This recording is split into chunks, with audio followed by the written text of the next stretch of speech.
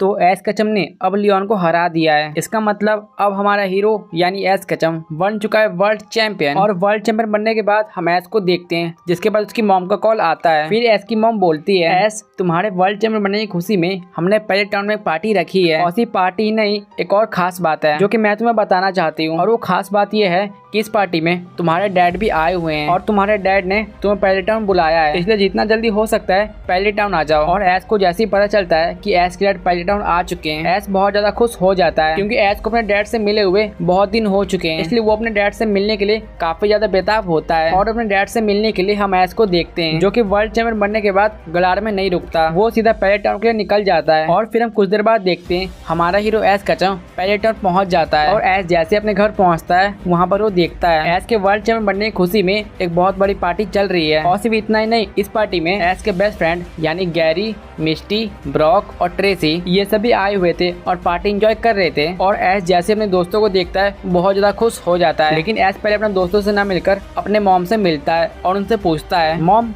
कहाँ है डैड, जल्दी बताइए, मुझे उनसे मिलना है। और एस अपने डैड के बारे में जैसे ही पूछते हैं, तभी एस की मॉम बोलती है, एस मुझे पता है तुम अपने डैड से मिलने के लिए बहुत जल्दी में आए हो, लेकिन एक बुरी खबर है, तुम्हारे आने से कुछ देर पहले ही तुम्हारे डैड यहाँ से चले गए। और एस के डैड पहले यहाँ से जा चुके हैं। ये देखकर हम एस को देखते हैं, जो कि बहुत ज्यादा सैड हो जाता है, क्योंकि अपने डैड से मिलने के लिए एस इतनी जल्दी में यहाँ पर आया था। और एस कचम सैड है। ये देखकर हम एस की मॉम को देखते हैं, जो कि बोलती है, एस नाराज मत हो, मैं तुम्हारी फीलिंग समझ सकती हूँ, लेकिन ये देखो तुम्हारे डैड तुम्हारे लिए ये छोड़ के गए हैं। और फिर हम देखते हैं एस के डैड एस के लिए एक लेटर छोड़ के गए होते हैं। और एस जैसे उस लेटर को देखता है, वो फटाफट लेटर को ओपन करता है और उसे पढ़ता है। और यहाँ पर ये लिखा हुआ है, एस मेरे बेटे, सबसे पहले मुझे माफ करना, क्योंकि मुझे पता जब तक तुम्हें लेटर मिलेगा शायद मैं तुमसे बहुत दूर जा चुका हूँ, और इसके लिए एक बार फिर से सॉरी। लेकिन नाराज मत हो, मैंने तुम्हारी बैटल देखी, तुम कमाल के लड़े और देखने से तो ऐसा लग रहा था तुम बहुत ज्यादा पावरफुल बन चुके हो। लेकिन जब मैं पहले टर्न में आया तो मैंने तुम्हारी मॉम और प्रोफेसर ओक से सुना तुम्हें पोकेमॉन मास्टर बनना है ना, लेकिन तुम्हें ये नहीं पता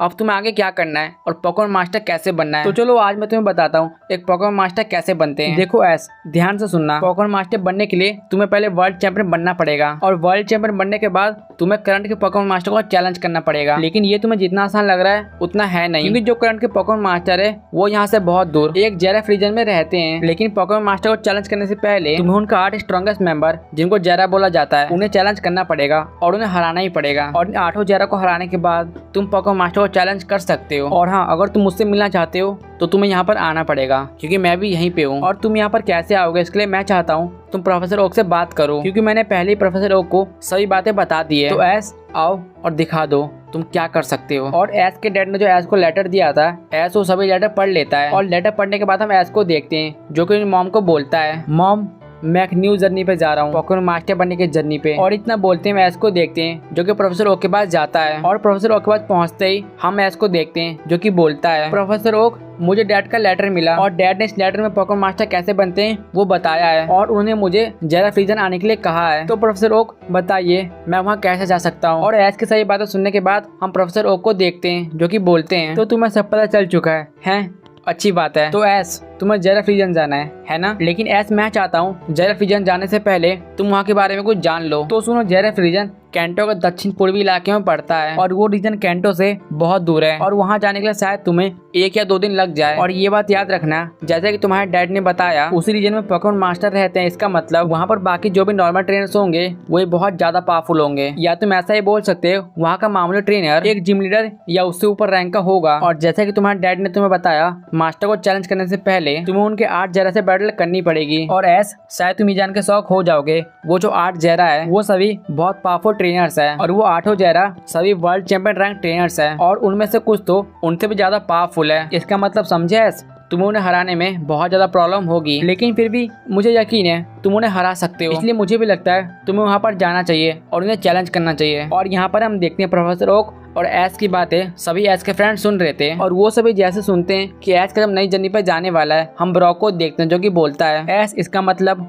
तुम वहाँ पे जाने वाले हो, लेकिन मुझे लगता है वहाँ पर अकेले जाना सेफ नहीं होगा, इसलिए क्यों ना हम तुम्हारे फ्रेंड तुम्हारे साथ चले, जिससे तुम्हें और हमें हम दोनों को अच्छा लगेगा। और ब्रॉक ऐश के साथ चलने की बातें कर रहा है। ये सुनकर हम ऐश को देखते हैं जो कि बोलता है, ब्रॉक मैं तुम्हारी बातें समझ सकता हूँ, लेकिन सॉरी मैं इस जर्नी पे अकेला ही जाना चाहता हूँ, क्योंकि मैं नहीं चाहता मेरी वजह से किसी को प्रॉब्लम हो, इसलिए दोस्तों प्लीज समझो। तभी प्रोफेसर ओक बोलते हैं, ऐश अगर तुम्हें वहाँ पर जाना है तो तुम्हें वर्बिलियन सिटी से एक फ्लाइट पकड़नी होगी, और तुम्हारी ये जो फ्लाइट है वो कल की है, इसलिए अच्छा को आज तुम रेस्ट करो और अपनी जर्नी के लिए रेडी हो जाओ, और फिर कल अपनी नई जर्नी पे निकलो। तो ऐश क्या तुम जाने के लिए तैयार हो? और फिर ऐश बोलता है, हाँ प्रोफेसर ओक मैं तो हमेशा तैयार था। इतना बोलते हम देखते हैं ऐश और ऐश का फ्रेंड पार्टी एंजॉय करते हैं। और फिर अगली सुबह हम देखते हैं ऐश का पायलट टाउन छोड़ने का टाइम आ चुका है, जहाँ पर हम देखते हैं ऐश की मॉम, प्रोफेसर ओक और ऐश के फ्रेंड ऐश को बेस्ट ऑफ लक बोलने के लिए आए थे। तभी हम देखते हैं ऐश कचम पायलट टाउन से निकल जाता है और कुछ देर बाद वो पहुंचता है वर्मिलियन सिटी में। और वर्मिलियन सिटी में पहुंचने के बाद हम ऐश को देखते हैं जो कि उन्हें फ्लाइट में बैठ जाता है और ऐश कचम जेरफ रीजन जाने के लिए रेडी हो जाता है। और पूरे एक दिन के सफर के बाद हम ऐश को देखते हैं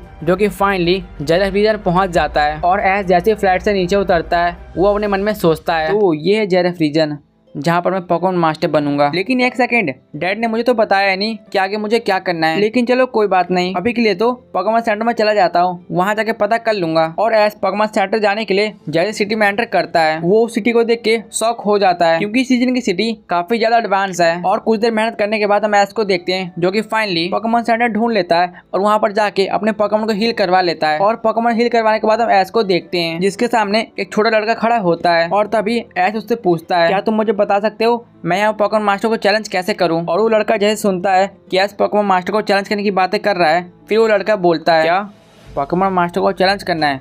इसका मतलब तुम वर्ल्ड चैंपियन हो? अरे हाँ, मुझे अभी याद आया, तुम तो वही हो ना करंट के वर्ल्ड चैंपियन जिसने लियोन को हराया था, ऐश कैचम। और ये लड़का पहले से ऐश को जानता है। ये सुनकर हम ऐश को देखते हैं जो कि बोलता है, तो तुमने मेरे बारे में सुना है, अच्छी बात है, हाँ मैं वही हूँ और मैं वो पोकेमॉन मास्टर बनने के लिए आया हूँ, लेकिन मुझे ये नहीं पता मैं पोकेमॉन मास्टर को चैलेंज कैसे करूँ। तभी वो छोटा लड़का बोलता है, ओ इसका मतलब तुम यहाँ पोकेमॉन मास्टर को चैलेंज करने के लिए आए हो, लेकिन इसके लिए तो आपको थोड़ी मेहनत करनी पड़ेगी, क्योंकि आप पोकेमॉन मास्टर को जोरो सिटी में चैलेंज कर सकते हो। फिर ऐश बोलता है, जोरो सिटी ये कहाँ पर है और ये कैसी सिटी है? जेरफ रीजन की सबसे बड़ी सिटी जोरो सिटी है और पोकेमॉन मास्टर वहीं पे रहता है, और अगर तुम उन्हें चैलेंज करना है तो तुम वहाँ पर जाना पड़ेगा, और अगर तुम इस सिटी के पूरब में जाओगे तो तुम्हें कुछ दिन सफर करने के बाद वो सिटी मिल जाएगी। तो छोटे लड़के ने ऐश को सारी बातें बता दी है जो ऐश को जाननी थी। तभी ऐश बोलता है, छोटे लड़के तुम्हारा शुक्रिया मुझे ये सब बताने के लिए, तो ठीक है मैं अभी निकलता हूँ। और ऐश जैसे वहाँ से निकलता है वो लड़का बोलता है, अरे रुको रुको, दरअसल मेरी एक सिस्टर भी है जो कि उसी सिटी में रहती है, और अगर तुम्हें वो मिले तो मेरा हाय कहना, उसका नाम सीरी है, याद रखना। ये सुनते हम ऐश को देखते हैं जो कि उस सिटी की तरफ निकल जाता है। और एक दो दिन सफर करने के बाद हम ऐश को देखते हैं जो कि फाइनली जोरो सिटी पहुंच जाता है। और ऐश जैसे सिटी के बीच में जाता है वो देखता है पूरे सिटी के बीच में एक बहुत बड़ी स्टेडियम है, और स्टेडियम को देखकर ऐश समझ जाता है ये वही स्टेडियम है जहाँ पर ऐश की बैटल पोकेमॉन मास्टर से होने वाली है। तभी हम ऐश को देखते हैं जो कि बोलता है, तो फाइनली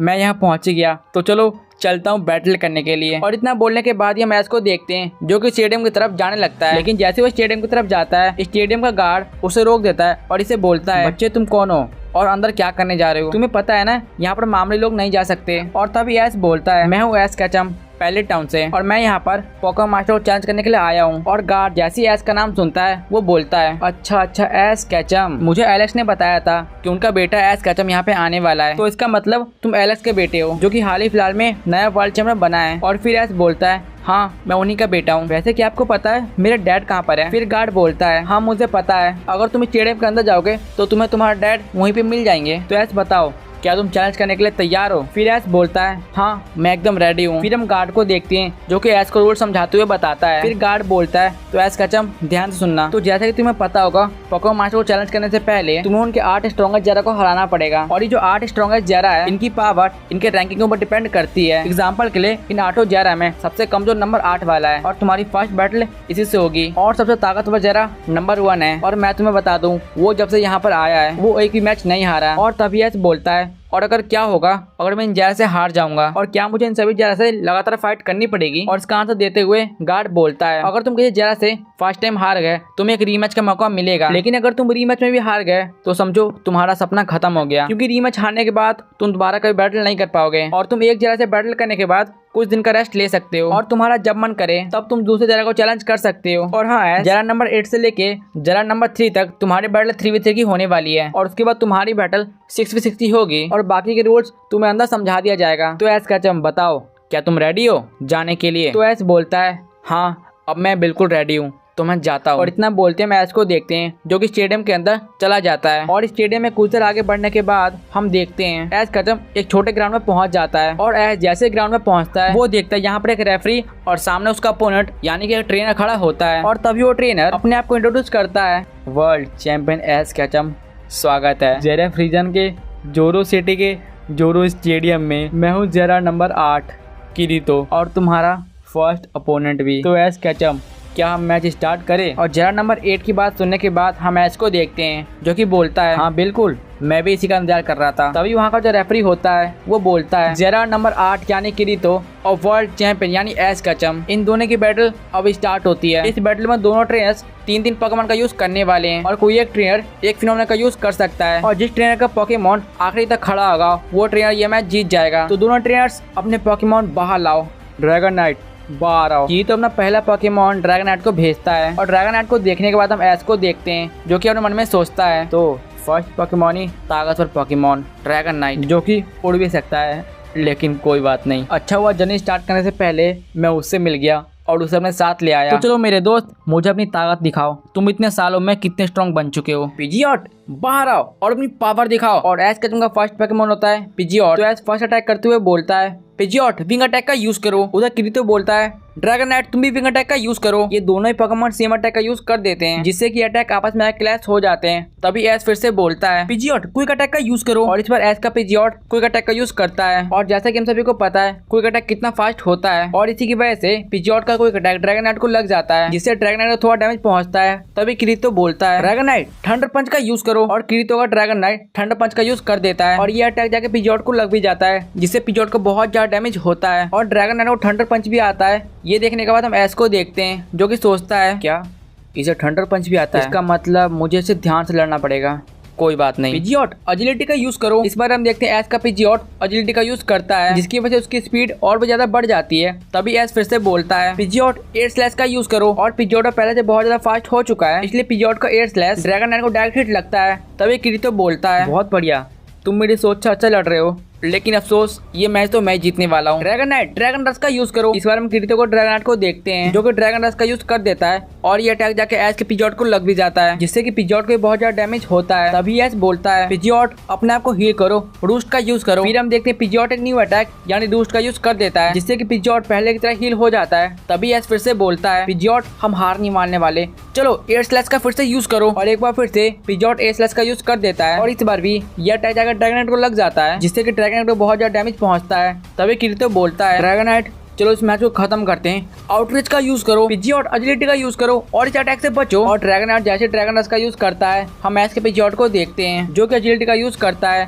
जिसकी वजह से ऐस का पिजियॉट इस अटैक से बच जाता है। और ये देखने के बाद हम किरीतो को देखते हैं जिससे बहुत ज्यादा गुस्सा आता है और बोलता है हाँ ठीक है तुम्हारा पिजियॉट फास्ट है लेकिन ये मैच तो मैं जीतने वाला हूँ। ड्रैगनाइट हाईवे बीम का यूज करो और इस मैच को खत्म करो। पिजियॉट तुम भी अपनी फुल पावर से हरिकेन का यूज करो और दोनों ही पोकेमॉन में पावरफुल अटैक का यूज कर देते हैं और इन पोकेमॉन को दोनों अटैक एक दूसरे को लग जाते हैं जिससे दोनों पोकेमॉन नीचे गिर जाते हैं और ये मैच टाई हो जाता है। इसका मतलब फर्स्ट राउंड हो चुका है टाई। फिर मैच को देखते हैं जो कि पिजियॉट को वापस बुलाता है और बोलता है पिजियॉट तुम बहुत अच्छा लड़े, अब आराम करो। और तभी हम किरीतो को देखते हैं जो कि ऐस को बोलता है हाँ बहुत बढ़िया, तुम्हारा पिजियॉट काफी अच्छा लड़ा, लेकिन जो मेरा दूसरा पोकेमॉन आ रहा है उसे तुम नहीं हरा सकते। हेक्सोरस बाहर आओ। और किरीतो का दूसरा पोकेमॉन होता है हेक्सोरस और हेक्सोरस को देखने के बाद ऐस बोलता है अब हेक्सोरस एक और ड्रैगन टाइप पोकेमॉन, लेकिन कोई बात नहीं, इसके लिए मेरे पास एक पोकेमॉन है लुकारियो बाहर आओ। लुकारियो मीटर मास का यूज करो, हेक्सोरस ड्रैगन पल्स का यूज करो। और ये दोनों पोकेमॉन बाहर आते ही अपना फर्स्ट अटैक का यूज कर देते हैं और लुकारियो का मीटर मास हेक्सोरस को लग जाता है, लेकिन हेक्सोरस का ड्रैगन पल्स भी आके लुकारियो को लग जाता है जिससे कि दोनों पोकेमॉन को डैमेज पहुंचता है। तभी किरीतो बोलता है हेक्सोरस यही टाइम है, स्लैश का यूज करो। लुकारियो उस अटैक को डिफेंस करो और वैक्यूम वेव का यूज करो। और हेक्सोरस जैसे स्लैश का यूज करता है तभी लुकारियो उस अटैक को डिफेंस करके वैक्यूम वेव का यूज कर देता है जिसकी वजह से लुकारियो उस अटैक से बच जाता है। तभी ऐस बोलता है लुकारियो ऑरा स्पेयर का यूज करो और इस बार लुकारियो को ऑरा स्पेयर जाके हेक्सोरस को लग जाता है जिससे कि हेक्सोरस को डैमेज पहुंचता है। तभी किरीतो बोलता है हेक्सोरस ये राउंड तो हम ही जीतेंगे। आउटर रेस का यूज करो और इसे दिखा दो तुम क्या कर सकते हो। तभी हम देखते हैं किरीतो का पोकेमॉन आउटर रेस का यूज करता है, लेकिन इस पर आउटर रेस जाकर सीधा लुकारियो को लग जाता है,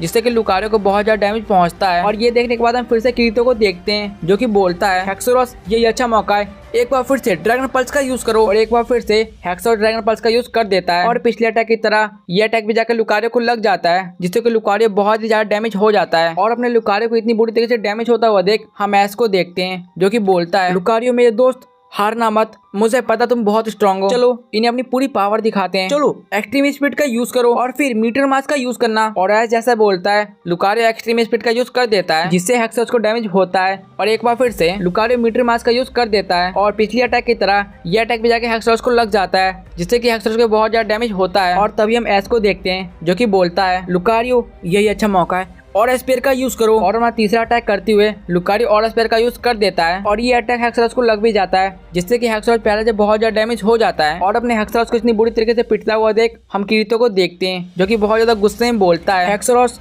बस बहुत हुआ, चलो इस मैच को खत्म करते हैं, गीगा इम्पैक्ट का यूज करो। और इधर एस बोलता है लुकारियो ये मैच तो हमें जीतने वाले, अपनी फुल पावर से क्लॉस कॉम्बैट का यूज करो। और दोनों पोकेमॉन अपने पावरफुल मूव लेके आगे बढ़ते हैं और एक दूसरे पर चार्ज करना स्टार्ट कर देते हैं। और कुछ देर बाद हम देखते हैं ये दोनों ही पोकेमॉन नीचे गिर चुके हैं। इसका मतलब ये राउंड भी टाई हो चुका है और सेकंड राउंड भी टाई हो गया। इसका मतलब जो भी फाइनल राउंड जीतेगा वो इस मैच का विनर होगा। और फिर हम एस को देखते हैं जो कि लुकारियो को वापस बुलाता है और बोलता है लुकारियो सच में तुम बहुत पावरफुल हो, अब आराम करो, ये मैच मैं जीतूंगा। किरीतो सच में तुम बहुत ज्यादा पावरफुल हो, तो चलो मुझे बताओ तुम्हारा आखिरी पोकेमॉन कौन सा होने वाला है। हाँ क्यों नहीं, मैं तुम्हें दिखाता हूँ, लेकिन ये मेरा एस पोकेमॉन है तो इसे हल्के में बिल्कुल मत लेना। सैलामेंस बाहर आओ। और किरीतो निकालता है लास्ट पोकेमॉन सैलामेंस को। और फिर इधर हम एस को देखते हैं जो कि बोलता है ओह एक और ड्रैगन टाइप पोकेमॉन जो कि उड़ सकता है, ठीक है पिकाचू मैं तुम्हें चुनता हूँ। पिकाचू थंडरबोल्ट का यूज करो। और एस का पिकाचू आते ही थंडरबोल्ट का यूज कर देता है और थंडरबोल्ट जाकर सैलामेंस को लग भी जाता है, जिससे कि उसको बहुत ज्यादा डैमेज होता है। तभी किरीतो बोलता है सैलामेंस ड्रैगन ब्रेथ का यूज करो। और तभी हम सैलामेंस को देखते हैं जो कि ड्रैगन ब्रेथ का यूज कर देता है, लेकिन एस का पिकाचू क्विक अटैक की वजह से उस अटैक से बच जाता है। तभी एस फिर से बोलता है पिकाचू चलो उसे तुम्हारी स्पीड दिखाते हैं, डबल टीम का यूज करो। और फिर एक जबरदस्त आयरन टेल। और एस के कहने पर हम पिकाचू को देखते हैं जो कि डबल टीम का यूज करता है। और इतने सारे पिकाचू को देखने के बाद हम सैलामेंस को देखते हैं जो कि बहुत ज्यादा कंफ्यूज हो जाता है। तभी उनमें से एक पिकाचू सैलामेंस को आयरन टेल मार देता है, जिससे कि सैलामेंस को बहुत ज्यादा डैमेज पहुंचता है। तभी किरीतो बोलता है ओह बहुत बढ़िया एस तुम अच्छा लड़ रहे हो, तो इस अटैक से बच के दिखाओ। सैलामेंस जेन हेडबट का यूज करो। और सैलामेंस जैसे जेन हेडबट का यूज करता है ये अटैक जाके एस के पिकाचू को लग जाता है, जिससे कि पिकाचू को बहुत ज्यादा डैमेज पहुंचता है। तभी एस एक बार फिर से बोलता है पिकाचू अपनी फुल पावर से थंडर का यूज करो। और इस बार पिकाचू पावरफुल अटैक ठंडा का यूज कर देता है और ये अटैक जाके सैलामेंस को लग भी जाता है, जिससे कि सैलामेंस को बहुत ज्यादा डैमेज पहुंचता है। और तभी हम किरीतो को देखते हैं जो कि बोलता है तो जैसा कि मैंने तुम्हारा मैच देखा था तुम्हारा पिकाचू उतना स्ट्रांग है। सैलामेंस चलो अपनी बॉन्ड की पावर दिखाते हैं, सैलामेंस मेगा इवॉल्व। और तभी हम किरीतो को देखते हैं जो कि हमने सैलामेंस को मेगा इवॉल्व कर लेता है। सैलामेंस ड्रैगन क्लॉ का यूज करो। और मेगा इवॉल्व होने के बाद हम सैलामेंस को देखते हैं जो कि पहले से और ज्यादा फास्ट हो जाता है, जिसकी वजह से पिकाचू को ड्रैगन क्लॉ मार देता है, जिससे कि पिकाचू को भी बहुत ज्यादा डैमेज पहुंचता है। तभी एस बोलता है पिकाचू चलो एक बार फिर से फुल पावर से थंडर का यूज करो। और तभी हम एस के पिकाचू को फिर से देखते हैं जो कि एक बार फिर से एक पावरफुल थंडर का यूज कर देता है और ये अटैक जाकर सैलामेंस को लग भी जाता है, जिससे कि सैलामेंस को बहुत ज्यादा डैमेज पहुंचता है। तभी हम एस को देखते हैं जो कि बोलता है तो सैलामेंस अभी हारा नहीं, इसका मतलब मुझे भी उसका यूज करना पड़ेगा, तो ठीक है पिकाचू चलो अपनी दोस्ती की पावर दिखाते हैं, इन्हें दिखाते हैं हमारी दोस्ती क्या कर सकती है। पिकाचू फुल पावर से 10 मिलियन थंडरबोल्ट का यूज करो। और फिर हम एस को देखते हैं जो कि अपने पिकाचू के साथ जी मूव का यूज कर देता है। और उधर हम किरीतो को देखते हैं जो कि ये देखने के बाद बोलता है सैलामेंस तैयार हो जाओ और फुल पावर से डबल एच का यूज करो। और पिकाचू का जी मूव अब मेगा सैलामेंस का डबल एच आपस में टकरा जाते हैं, जिससे कि एक बहुत बड़ा धमाका होता है। और जैसे धमाका साफ होता है हम देखते हैं एस का पिकाचू ग्राउंड पे बैठा हुआ है और किरीतो का सैलामेंस ये मैच हार चुका है। इसका मतलब इस पूरे मैच का विनर है एस कैचम यानी वर्ल्ड चैंपियन, यानी एस ने डिफीट कर दिया है जरा नंबर 8 को। इसका मतलब हमारा हीरो एस कैचम एक और कदम आगे बढ़ चुका है पोकेमॉन मास्टर बनने के। सो है गाइस, चलो ठीक है, एपिसोड नंबर 3 के लिए इतना रखते हैं। एंड आई होप आपको ये वाला बैटल काफी ज्यादा पसंद आया होगा, और अगर ऐसा ही है तो फटाफट एक लाइक और सब्सक्राइब कर दो, क्योंकि ये बिल्कुल फ्री होता है। और अगर तुम्हें इसका नेक्स्ट एपिसोड चाहिए तो तुम्हें सिर्फ 2 चीज करना है। फर्स्ट, फटाफट वीडियो को लाइक कर दो और चैनल को सब्सक्राइब कर दो, और सेकंड, इस वीडियो को अपने एक फ्रेंड के साथ शेयर कर दो। और अगर तुम ऐसा करते हो तो मैं नेक्स्ट पार्ट पक्का लाऊंगा। तो चलो ठीक है, मिलते हैं किसी और नई वीडियो में। Bye, peace out, bye.